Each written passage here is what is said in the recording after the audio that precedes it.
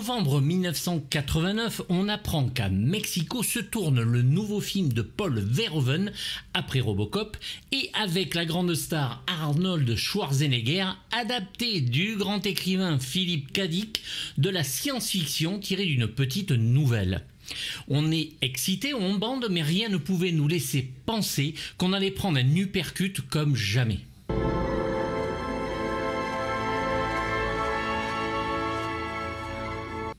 Souvenir à vendre, We Can Remember It for Your Wholesale, le titre donc de cette nouvelle de science-fiction de Philippe K. Dick, publiée en avril 1966. Elle a eu d'autres titres en France, comme De Mémoire d'homme ou Souvenir garanti, prix raisonnable. Et vous sauvez toute la planète.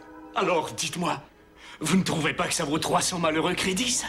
Mais le film reprend donc le thème de l'effacement de la mémoire et de l'implantation de faux souvenirs, et à la différence de la nouvelle de Dick, le héros est le sauveur de la planète Mars alors qu'il reste sur Terre dans la nouvelle, et les poursuivants, eux, sont mauvais dans le film alors que l'interplan de Dick est neutre. C'est votre premier voyage ? Vous en faites pas, c'est très rare quand ça foire ici. Laurie, donc, qui s'appelle Kirsten dans la nouvelle, n'est absolument pas une espionne qui est censée le surveiller.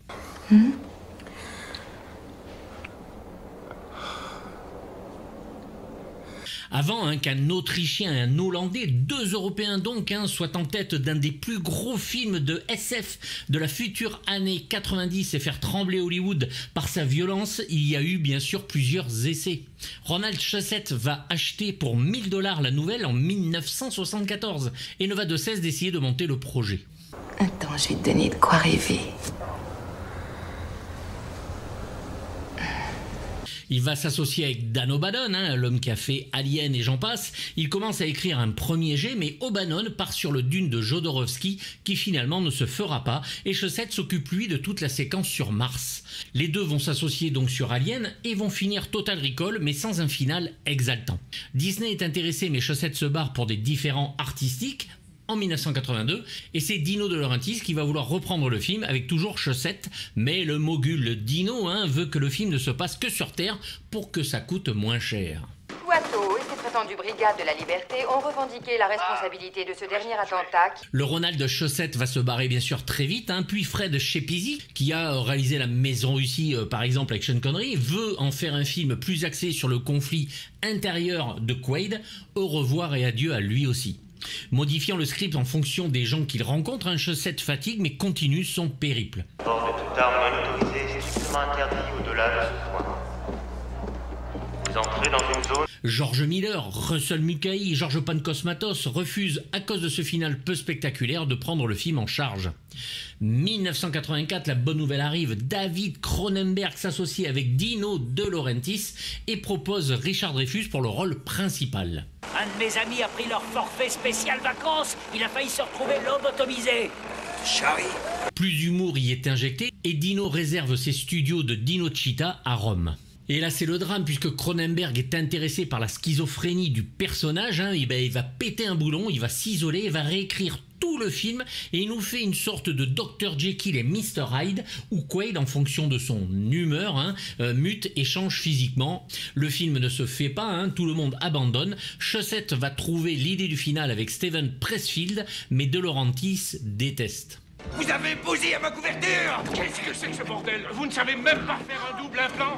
Bruce Beresford, le réalisateur de Miss Daisy et son chauffeur, va rentrer dans l'aventure, va faire changer le Dino De Laurentiis et va prendre la barre du film. 25 millions de $ sont alloués et Patrick Swayze va se retrouver en tête d'affiche de Total Recall avec un tournage en Australie.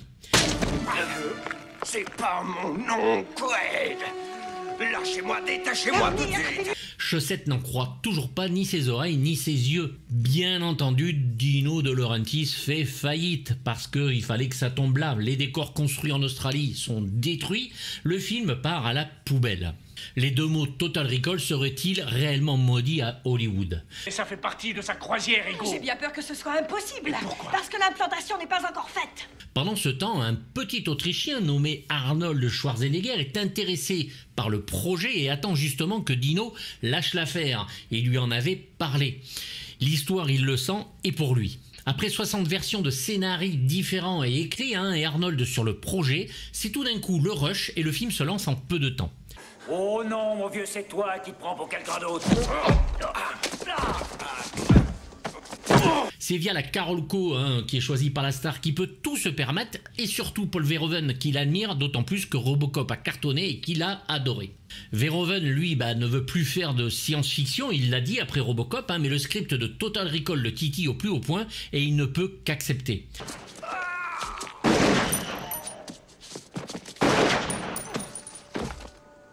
Cette fois, il est prêt pour les effets, contrairement à Robocop, où il découvrait beaucoup de choses, et va s'associer encore une fois avec Rob Bottin, le génial maquilleur.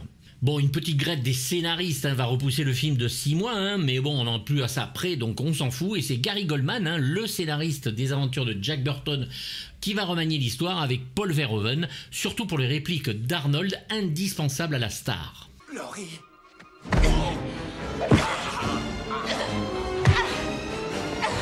Les deux hommes vont insérer ce qui fait le film, tout remettre en question, voir le film de plusieurs façons. Quoi est-il chez Recall? Est-il sur Mars? Vit-il vraiment ce qu'il vit? Bref, le film est créé sur le rythme des westerns et à l'inverse du film noir de Blade Runner, le look de ce futur est réel, sans effet superficiel ou optique. Si je ne suis pas moi, qui je suis, bordel? Tu m'en demandes trop. Industriel, des écrans partout et des taxis robots, dont les conducteurs sont de Rob Bottin, est un futur parfait avec un Mexico au look déshumanisé. La porte s'est ouverte, vous êtes monté. Le film est vraiment très violent, extrêmement violent même, et a presque été classé X aux États-Unis.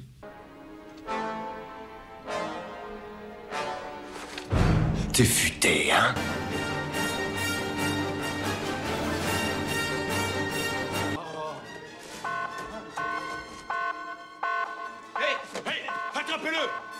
Paul Verhoeven, lui, est lessivé après Robocop, mais quand Arnold le demande et que le script le séduit, malgré les modifications qu'il va faire, il va prendre le film comme un challenge. Il ne supportait plus de travailler avec les effets spéciaux, mais il trouve aucune histoire assez séduisante pour lui. Avec les vigiles. Tirez pour laisser passer. Il en est presque à signer un polar qui va échouer à Ridley Scott, Black Rain, avec Michael Douglas, quand le projet d'après Cadic lui tombe dans les mains. Malgré ses premières réticences, il va se lancer tout en étant très stressé à cause de ses effets spéciaux.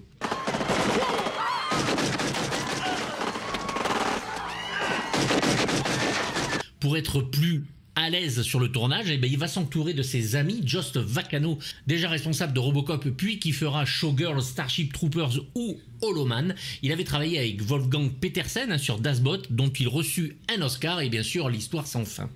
Le Polo engage donc Rob Bottin au maquillage et William Sandel pour les décors, fonction essentielle d'un tournage qui permet aux Hollandais violents de respirer.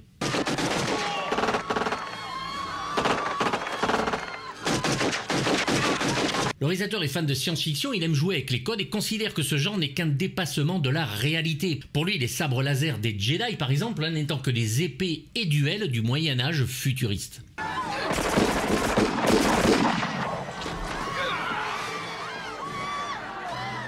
Mais s'il y a un thème qui est récurrent chez le bonhomme, qu'il insère dans chaque film, c'est bien le thriller, puisqu'il est passionné d'Alfred Hitchcock. Il insère ça dans chaque film.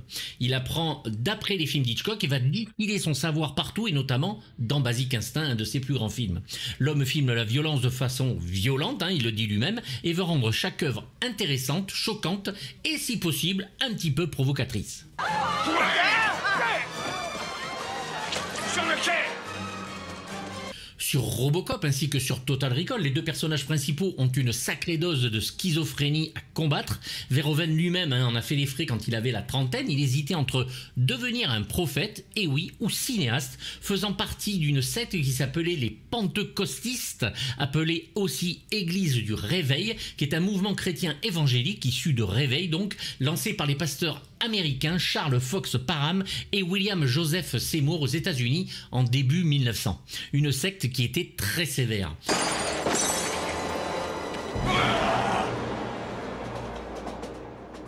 Total Recall parle très en profondeur de cette peur, celle de la folie, d'être psychotique et de ne pas voir la réalité telle qu'elle est.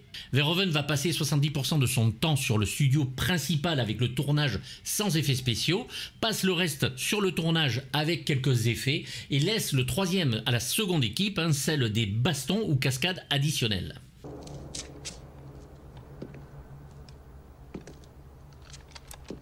Contrairement à La chair et le sang, où la situation entre le réalisateur et les acteurs s'est dégradée au point qu'aucun retour en arrière ne fut possible, l'ambiance sur le tournage de Total Recall restera bon enfant, notamment grâce à un Arnold Schwarzenegger, toujours en proie à faire des bons mots pour faire descendre les pressions du tournage. Arnold est aussi le pont qui va relier les producteurs et le réalisateur, et c'est souvent lui qui calme le jeu en faveur du polo.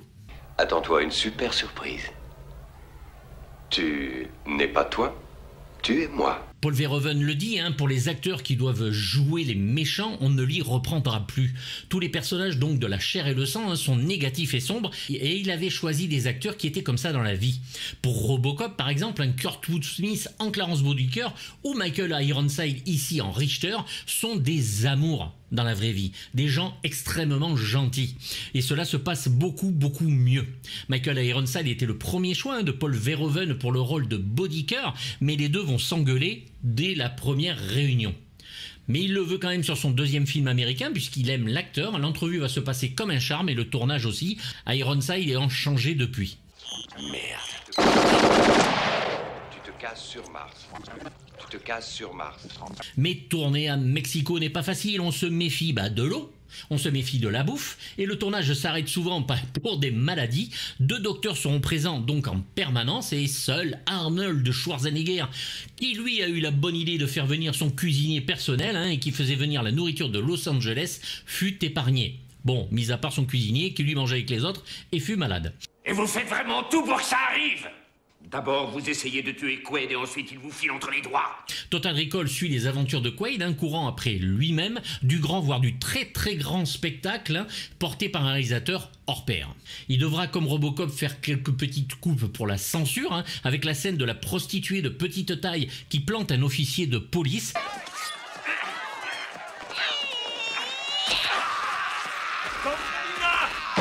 Normalement, elle l'éventrait carrément, mais là, ce n'est plus le cas. Et bien sûr, cette fameuse scène de l'escalator, où Arnold Schwarzenegger prend un pauvre passant comme bouclier. Là, c'était apparemment une vraie boucherie. On imagine mal comment cela pourrait être pire que la version cinéma. «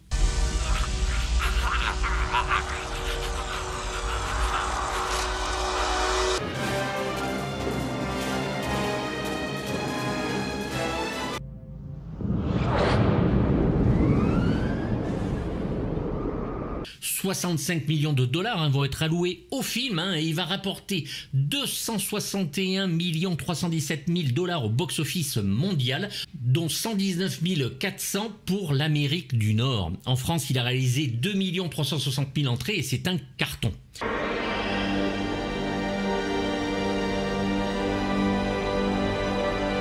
Verhoeven tient bon la rampe, un peu de nudité, une violence toujours aussi crue, il faut pas déconner, et une critique de la société sur des humains dont notre héros, qui veulent comme nous aujourd'hui échapper aux joues des plus grands de ces hommes d'en haut qui nous méprisent. Ne faites rien.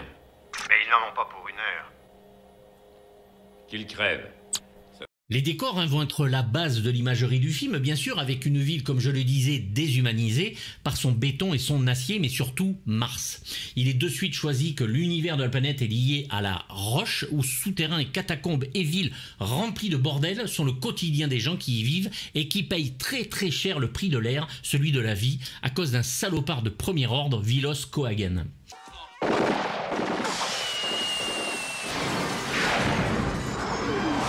La roche est rouge, aride et désolée, et ce sont 350 ouvriers qui vont œuvrer à construire tout cela sous la direction donc de William Sandell en charge des décors, responsable de ceux de Robocop, Air Force One, Small Soldier, Peur Bleue ou Master and Commander. La NASA va même les aider à spéculer sur la surface du sol de Mars, sur la planète entière. Vénusville ou les bordels permettent donc aux Martiens de se détendre après leurs conditions de travail désastreuses et l'un des 10 plus gros décors du film où acier et béton là encore s'entremêlent. Oui, chérie, je suis libre et libérée.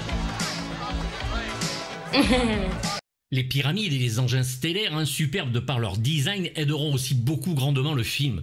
Les maquettes sont construites à très grande échelle, ainsi que les fonds bleus, assez visibles d'ailleurs il est vrai dans le film, pour contenir cet univers qui vont de 12 à 18 mètres, pour des fonds bleus c'est énorme, ce qui permet au réalisateur de faire des plans jusqu'à 180 degrés, et le plus grand des fonds bleus fera 121 par 18 mètres.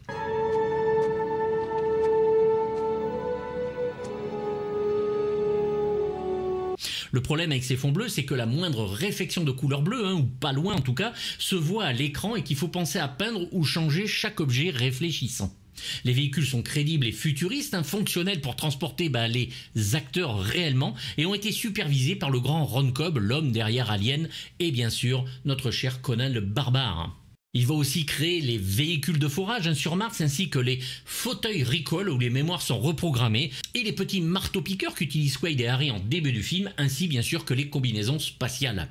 DreamQuest Image, le grand concurrent d'ILM à l'époque, supervisé par Eric Braving, qui nous avait épaté avec tout ce qu'il avait fait sur The Abyss, va se charger des effets optiques donc et de nombreux trucages et de fonds bleus.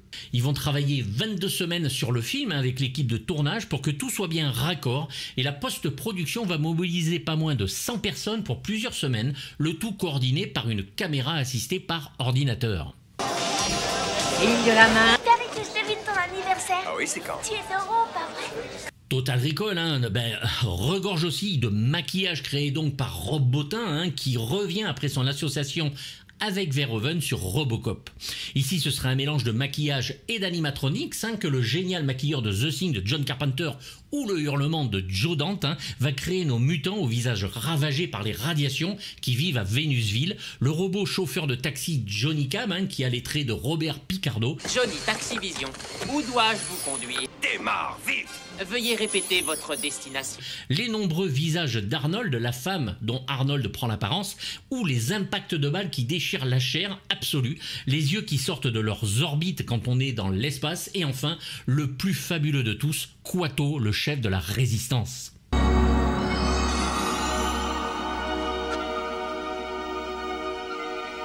Certains mutants viennent de Cauchemar qu'a fait le maquilleur, et d'autres de certaines vieilles bandes dessinées. Kuato, chef des rebelles, un bébé mutant sur le torse d'un homme, reste un cauchemar vivant, et 16 opérateurs vont l'animer pour rendre l'effet le plus surprenant du film. Un homme se définit par ses actes, et non par ses souvenirs. Pour les mouvements des lèvres, quand il parle, c'est un ordinateur qui contrôle la bouche sur des dialogues pré-enregistrés. Ouvrez votre âme. Ouvrez votre... C'est une séquence vraiment marquante. Quand Arnold enlève la sphère du mouchard de son nez, la tête est parfaite et l'illusion fonctionne.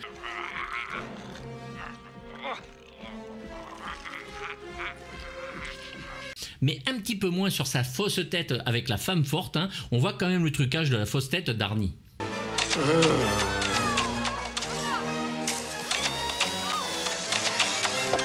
La tête de la femme par contre qui s'ouvre et se referme comme un puzzle est juste superbe.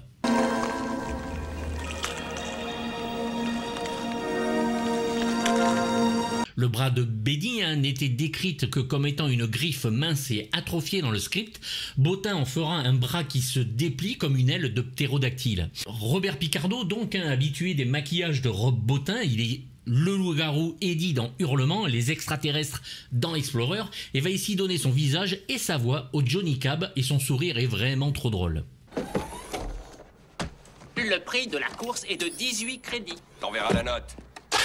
Oh! Ou que vous soyez réellement un invincible agent secret de Mars, victime d'une conspiration interplanétaire. Total Recall est un énorme film pour Arnold dont tout ou presque repose sur ses épaules. Il en est l'instigateur final, celui par qui le film va arriver. Le maître d'œuvre donc, qui prend un cachet d'ailleurs exorbitant et un pourcentage sur les recettes. Un vrai rôle, il a beaucoup de dialogues et fait montre d'un réel talent d'acteur, ce dont on ne doutait pas. Si tu écoutes ceci, ça veut dire que Kuato est mort et que tu nous as conduits à lui. Il est loin notre Hercule à New York, il est devenu l'homme par lequel n'importe quel projet où son nom est attaché devient de l'or. Total Recall est fait pour mesure pour l'Autrichien, action non-stop et effets visuels riches, tout en gardant de quoi déstabiliser les spectateurs de l'époque.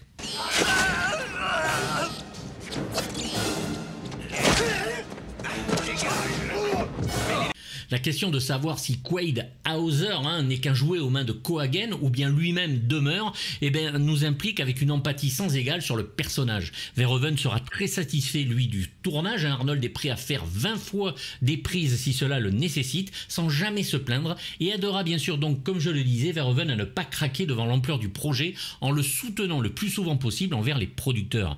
Il est bien sûr ici doublé notre Arnie par Daniel Beretta, son doubleur officiel. Une Mercedes? Elle vous plaît, Mélina, non? Vous pourrez baiser avec elle tous les soirs, sans blague. Cohagen est joué par Ronny Cox, connu pour être l'ordure derrière l'ED-209 de Robocop ou le chef de la police dans les 2 premiers flics de Beverly Hills. Il fait la pluie et le beau temps sur Mars, c'est une ordure, il fait payer l'air très très cher aux ouvriers, c'est un monstre, il abuse de son pouvoir et n'hésite pas à laisser crever les mutants de Vénusville juste pour laisser un message. Tant que le turbinium sort des mines, je fais exactement ce que je veux. J'ai le champ libre. Ronny Cox fait partie des 4 agressés du film Délivrance de John Boorman. On l'a vu dans Enfer mécanique d'Elliot Silverstein, le flic de Beverly Hills donc de Martin Brest en lieutenant Andrew Bogomil, rôle qu'il reprendra dans le 2e opus de Tony Scott. Dans Robocop, il est donc l'infâme Dick Jones, second de l'OCP, et il est doublé encore une fois par Gabriel Catan, la voix de Michael Caine, Richard Crenna dans Rambo 1 et 3 ou Léviathan, dont j'ai fait les vidéos. Dans 30 secondes, vous serez mort, Quaid. Je fais exploser tout ce bazar et j'ai même le temps de rentrer chez moi pour les croissants. C'est un fumier, il n'y a rien à dire d'autre. Le passage où il explique qui est en réalité Quaid, c'est-à-dire Hauser, son meilleur ami, sans aucune considération pour personne, même pas son homme de main, Richter, est vraiment à regarder.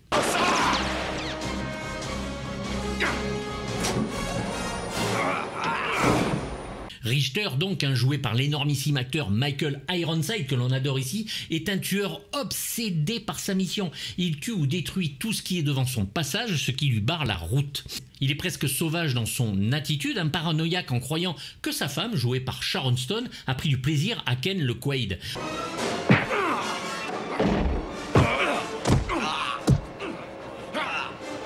On ne peut résumer sa filmographie, tellement il a joué de rôles et pour beaucoup des méchants. Scanners de David Cronenberg va le révéler, Daryl révoque. Terreur à l'hôpital central de Jean-Claude Lord confirmera qu'il est bon en méchant, puis plusieurs autres films comme Top Gun de Tony Scott en Jester, Extrême Préjudice de Walter Hill, Highlander 2 le retour malheureusement en général Katana, le professeur puis le lieutenant Ratzak dans Starship Troopers du Polo, et à la télévision on le retrouvera en Ham Tyler, l'homme d'action de la résistance dans V. C'est un acteur qu'on aime ici, dans le film il est plein de rage, c'est un homme d'action et il est en plus doublé par l'un des plus grands acteur de doublage jamais vu sur Terre, Richard Darbois.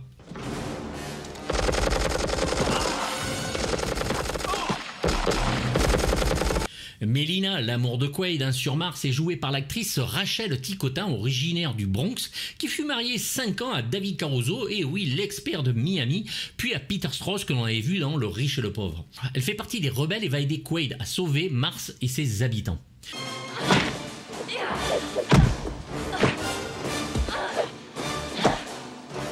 C'est une femme d'action, elle va se bastonner avec Laurie sans retenir ses coups. On a pu voir l'actrice dans Le Policeman de Daniel Petrie, Un bon flic de Heywood Good, FX2 de Richard Franklin, Chute libre de Joel Schumacher, Tueur né d'Oliver Stone ou Man on Fire de Tony Scott. Elle est doublée par Véronique Augereau, la voix de René Russo, Jamie Lee Curtis, Linda Hamilton et bien sûr Marge, Selma, Patty et Jackie dans Les Simpsons, Lois Lane dans les animés de Superman et bien sûr et surtout Catwoman dans les Batman animés. Tu es la meilleure mission de ma vie. C'est vrai. Paul Verhoeven va choisir Sharon Stone et c'est très novateur à l'époque, il faut le savoir. Il le dit lui-même. Elle a tourné dans beaucoup de merde, notamment pour la Canon. Et il décide de ne pas se baser là-dessus. En souvenir du bon temps. Allez, viens. Si t'as pas confiance en moi, tu peux m'attacher les mains. Elle va subir un test, et pas des moindres, un essai de vidéo pendant 2 heures. Il va se rendre compte que plus elle tourne, plus la caméra tourne, plus l'actrice joue bien. Cela a même changé la façon qu'a l'actrice de se voir elle-même, pensant n'être qu'un corps pour Hollywood.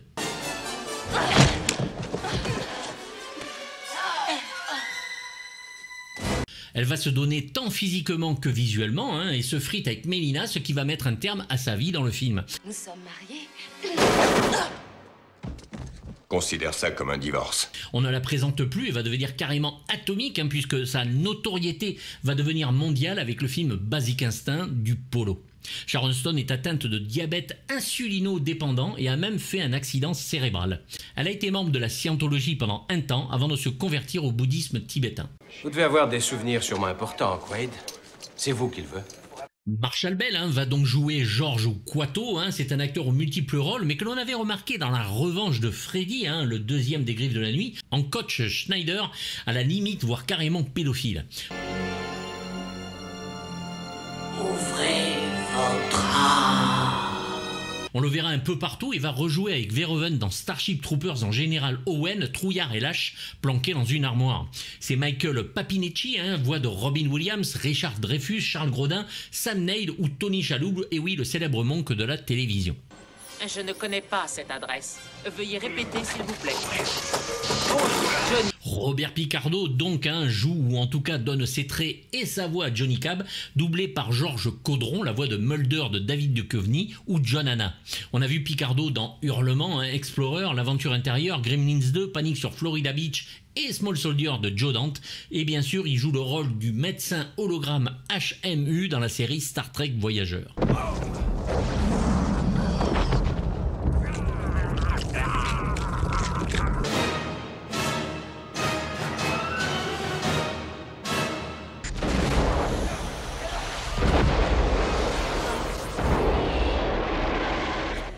Jerry Goldsmith va donc travailler pour Paul Verhoeven pour la première fois et le moins que l'on puisse dire c'est que le travail du compositeur est saisissant.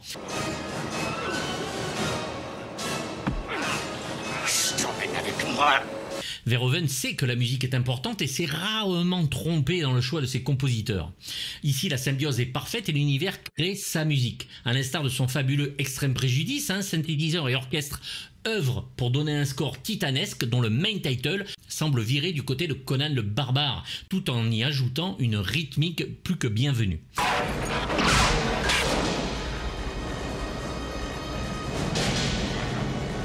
Des orchestrations riches et absolues où les scènes d'action pullulent et donnent une raison d'appuyer sur l'accélérateur si vous l'écoutez en voiture. Clever Girl et The Hologram en tête, c'est fabuleux et la musique est un classique dès sa sortie. Grandiose, cérébrale et d'une technique absolue, c'est une musique à posséder pour le monument d'écriture que Jerry Goldsmith arrivait à donner plus souvent qu'il n'y paraît.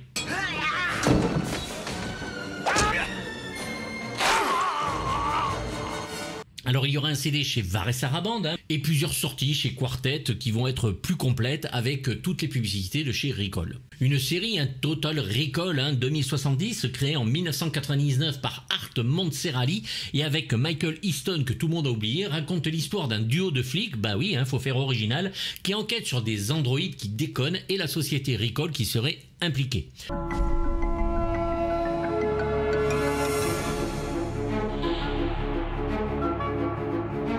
Une saison, 22 épisodes, assez mal torchés si ce n'est un ou deux épisodes assez regardables.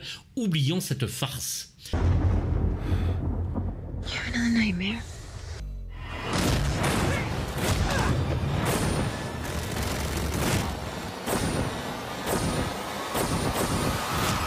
Et en parlant de farce, bien sûr, une seconde adaptation, parce que what the fuck, il fallait bien la faire, de la nouvelle est réalisée par Len Wiseman en 2012, sous le titre Total Recall, Mémoire programmée. Get in. I've been looking for you everywhere. N'attendez pas de moi que je fasse une vidéo là-dessus, ça durerait 4 minutes et j'ai rien d'autre à dire. Le scénario reprend globalement celui du film d'Arnold Schwarzenegger.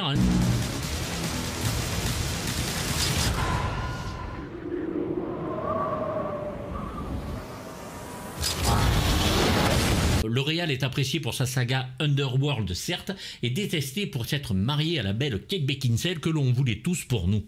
Le film sera produit pour 125 millions de dollars et en rapportera 198 dans le monde, ce qui est quand même franchement pas un succès. 1 200 000 spectateurs iront le voir en France. Essayons d'oublier ce film juste regardable sans jamais nous donner la moindre érection.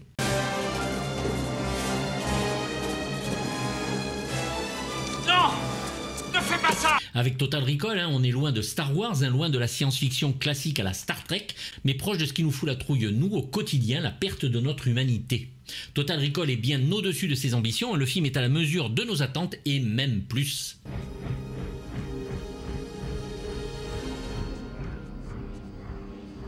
Pour Verhoeven, le fondu au blanc du final correspond à la lobotomisation de Quaid si l'on décide de partir sur l'idée que le personnage rêve.